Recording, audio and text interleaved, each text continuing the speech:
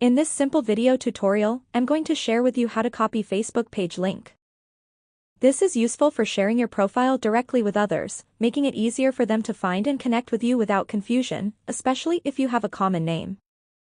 To do this, simply head to Facebook. Onto the menu, head to your page. You want to tap onto these three dots right here. On the page settings, navigate onto the very last option of your page profile. Tap on it to copy the page link. Your Facebook page link will get copied to Clipboard successfully. This can also be used to verify your identity or share your profile for collaborations, marketing, or social engagement efficiently. Well, that's it. If you have any questions, just let me know in the comments section down below.